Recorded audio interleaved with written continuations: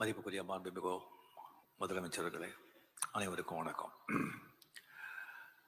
ஒரு தூய்மையான சிந்தனையில் ஒரு தூய்மை, பேச்சில் தூய்மை, செயலில் தூய்மை. அதான் எம் சரவணன் சார் அவர்கள். முதல்ல நான் 75ல் அவர்கள் ஷூட்டிங்கு ஏவிஎம் ஸ்டுடியோவில் ஷூட்டிங் பண்ணிட்டு இருக்கோம். அப்போ ஒரு பெரியவர் முன்னாலே போயிட்டுருக்காங்க.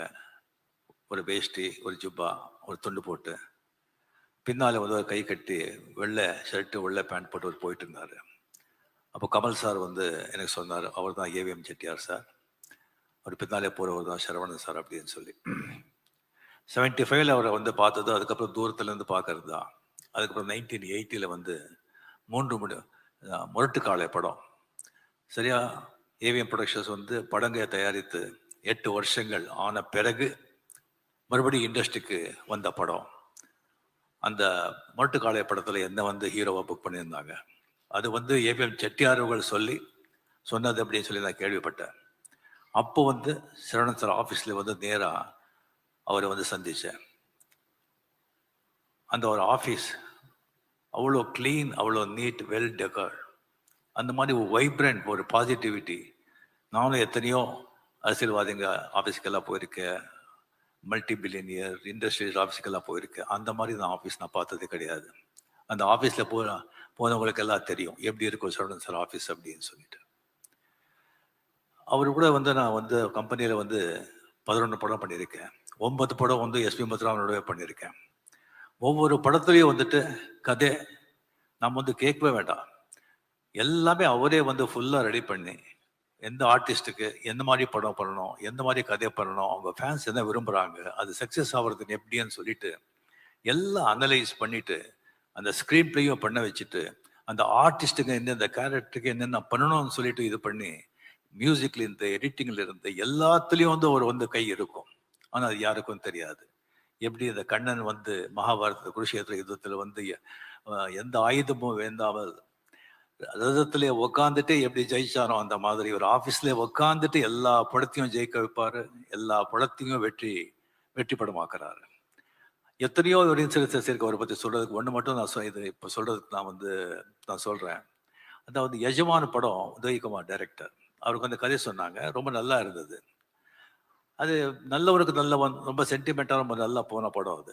அப்போ சரவணன் சார் சொல்லிட்டு இருந்தாங்க, இதே மாதிரி ஒரு சென்டிமெண்ட் படம் எடுக்கணும் அவர் பிரதர், நல்ல கதை பிடிக்கணும்னு சொல்லியிருந்தாங்க. அப்போ நான் அவர்கிட்டே சொன்னேன், சார் இந்த மாதிரி உதயகுமார் நல்ல கதை வச்சிருக்காங்க, நல்ல டைரக்டர், அவர் படம் பண்ணலாமா அப்படின்னு சொல்லி. அவர் கதை கொடுக்குறாரா? இல்லை சார், அவர் தான் டைரக்டர், கதை எப்படி பிரதர், நம்ம எஸ்பி முத்துராமன் இத்தனை படம் பண்ணியிருக்காங்க, அவரை விட்டு நம்ம பண்ண முடியாது, அது நம்ம அவர் ஆக்டிவாக இருக்கும்போது பண்ண முடியாதுன்னு சொன்னாங்க. சரி சார் அப்படின்னு சொல்லி வந்துட்டேன் நான். அதுக்கப்புறம் ஒன் டே முத்துராமன் சார் கூப்பிடுறாரு, நீ ஷூட்டிங் இல்லைன்னு கேள்விப்பட்டேன், நான் இவேஎம்ல இருக்கேன், சரவணன் சார் கூட இருக்கேன், இங்கே வர்றியான்னு சொல்லிட்டு. சரி, அங்கே போகும்போது சொன்னாங்க, இந்த மாதிரி நான் சார்கிட்ட சொல்லியிருக்கேன், நீங்கள் அந்த படம் பண்ணுங்க அப்படின்னு. சரவணன் சாருக்கு மனசே இல்லை. சார் முத்துராமன் சார் நீங்கள் சொல்கிறீங்க, அதுக்காக நான் பண்ணுறேன், எனக்கு மனசு இல்லை, பட் எனக்காக நீங்கள் ஏவிஎம் ஸ்டுடியோவில் ஒரு ரூம் போட்டு கொடுக்குறேன், டெய்லி அந்த ரூமில் நீங்கள் வரணும், அங்கே நீங்கள் இருக்கணும், கண் முந்தாலும் நீங்கள் இருக்கணும், அப்போ தான் எனக்கு நிம்மதின்னு சொல்லி அப்போலேருந்து எஸ்பி முத்துராமன் சார் இப்போ வரைக்கும் ஏவிஎம் ஸ்டுடியோவில் ஒரு ரூம் இருக்கும். அது அவருடைய நட்புக்கு ஒரு இலக்கணம். அவர் எனக்கு சினிமா மட்டும் இல்லை, ஒரு தனிப்பட்ட முறையில எவ்வளோ ஹெல்ப் பண்ணியிருக்காங்க. ஒரு வாட்டி இங்கேயே உடம்பாகத்தில் ராகவேந்திர மண்டபம் கட்டியிருக்கேன், அங்கே சரவணன் சார் போகும்போது இடம் பார்த்துருக்காங்க. எங்கிட்ட கேட்டாங்க, அந்த இடம் ஏன் அப்படியே விட்டுருக்கீங்க? இல்லை அப்படியே இருக்காரு, அப்படி காலி இடம் அப்படி விடக்கூடாது, ஏதாவது கட்டணும் அப்படின்னு சொல்லிட்டு அவரே பார்த்து அவர் கண் பார்வையில அவரே டிசைன் பண்ணி அவரே ஆர்கிடெக்ட் இது பண்ண மண்டபம் அது ராகவேந்திர மண்டபம். அதே மாதிரி வீட்டுக்கு போயஸ் கார்டன் வந்திருந்தாங்க. போயஸ் கார்டன் வீட்டு பக்கத்துலேயே சில கிரவுண்ட்ஸ் இருந்தது. சினிமா படம் எப்படியோ தானா வருது அப்படின்னு சொல்லிட்டு இந்த எல்லா பேர் நினைப்பாங்க. ஸோ அது 2 மடங்கு வெளியே சொன்னால் பரவாயில்ல, 3 மடங்கு சொன்னால் பரவாயில்ல, 10 மடங்கு 15 மடங்கு சொன்னாங்க. நான் ஒரு 10 அடிக்கு காம்பவுண்டு கட்டிட்டு out of sight out of mind அப்படின்னு சொல்லி அதை நான் விட்டுட்டேன் நான். அதுக்கு சரவணன் சார் வீட்டுக்கு வந்தாங்க, என்ன பிரதர் இங்கே சௌரி கட்டிருக்கீங்க? நான் சொன்னேன், இந்த மாதிரி சார் கிரவுண்ட் இருக்கு, ஒரு வேலையை சொல்கிறாங்கன்னு சொல்லி. இல்லை பிரதர், அது என்ன வேலை இருந்தாலும் சரி நீங்கள் வாங்கிடுங்க, அங்கே யாராவது வேறு யாராவது அவங்களுக்கு டிஸ்டர்பன்ஸாக இருக்கும், இன்னும் நாளைக்கு நீங்கள் ரிக்ரெட் பண்ணுவீங்க அப்படின்னு சொல்லி. இந்த மாதிரி எவ்வளவோ விஷயங்கள், எவ்வளோ. அதுக்கப்புறம் சிவாஜி படம் பண்ண பிறகு என்கிட்ட சொன்னாங்க, நீங்க 90ஸ்ல வந்து 2 வருஷத்துக்கு உடம்பு பண்றீங்க, 3 வருஷத்துக்கு உடம்பு பண்றீங்க, வேண்டாம் பிரதர். வயசு ஆக ஆக பிஸியா இருக்கணும், ஆக்டிவா இருக்கணும். உடம்புக்கும் நல்லது, மைண்டுக்கும் நல்லது. அட்லீஸ்ட் வருஷத்துக்கு ஒரு படம் பண்ணுங்க அப்படின்னு சொன்னாங்க. அது இப்போவும் நான் அது பண்ணிட்டு இருக்கேன். ஸோ சரவணன் சார் வந்து இண்டஸ்ட்ரியை மீறி வெளியே கூட அவருக்கு வந்து அவ்வளோ மரியாதை, ரெஸ்பெக்ட். ஏன்னா அவர் அப்படி வாழ்ந்தார். Is a real gentleman. Even அரசியலில் வந்து எந்த அரசியலும் அவர் சார்ந்தவர் இல்லை, இருந்தாலும் எல்லா அரசியல் கட்சி தலைவர்களும் எம்ஜிஆர் சார் வந்து அவர் ஷரீஃபாக்கி அழக பார்த்தாரு. ஜெயலலிதா அவர்களும் அவர் மேலே அவ்வளோ அவ்வளோ மரியாதை. கலைஞர் சார் சரவணன் சார் மேலே எவ்வளோ மரியாதைங்கிறது சொல்லி தீராது. அப்படியே அந்த சிவாஜி படம் எல்லாருக்கும் உங்களுக்கு தெரியும். அது வந்து ஒரு அரசுக்கு எதிரியா நான் சொல்லியிருக்கேன் ஆல்ரெடி. அரசியல்வாதிகளுக்கு எதிராக எடுத்த படம். அது வந்து கலைஞர் சார் அந்த படத்தை பார்த்தது மட்டும் இல்லாமல் அது வெற்றிலா வந்து கலந்து கொண்டு எல்லாருக்கும் வந்துட்டு சீஃப் கெஸ்டாக இருந்து கலந்து கொண்டு எல்லாருக்கும் கேடையை கொடுத்தாங்க. அது எதற்காக சொன்ன ஓன்லி ஃபார் சரவணன் சார், அந்த மரியாதை.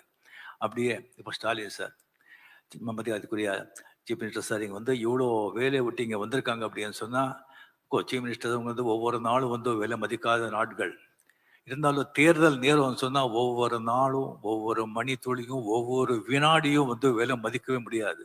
அந்த மாதிரி இருந்து கூட அது எல்லாத்தையும் விட்டுட்டு இங்க வந்திருக்காங்க சொன்னா, இங்க வந்திருக்கிறதுனால வந்து ஒரு 100 ஓட்டு ஒரு ஜாஸ்தி கிடைக்காது. பட் இருந்தா கூட அவர் இங்க வந்திருக்காங்க சொன்னா அது வந்து சரவணன் சாரோட எந்த மாதிரி வாழ்ந்திருக்காங்க எடுத்துக்காட்டு. அட் த சேம் டைம் நம்ம மரியாதைக்குரிய நம்ம சிஎம் அவர்களுக்கு என்ன மாதிரி ஒரு அன்பு பண்பு கொண்டவர், ஒரு உயர்ந்த உள்ளங்கிறதுக்கு ஒரு எடுத்துக்காட்டு. ஸோ நமக்கு வந்து ஒரு அசையா சொத்து, அசையாத சொத்து, அசர சொத்து, அசையாத சொத்துன்னு சொல்லுவாங்க. இதுல வந்து ஒரு அசையாத சொத்துக்கு தான் எப்பவுமே விலை ஜாஸ்தி, மதிப்பு ஜாஸ்தி. ஸோ அந்த மாதிரி நம்ம வாழ்க்கையில வந்துட்டு நம்மளை விரும்புறவங்க, நம்ம நலன்ல வந்து அக்கறை கொண்டவங்க ஒரு சில பேர் தான் இருப்பாங்க. அவங்க எல்லாம் வந்து அசையாத சொத்துக்கள்.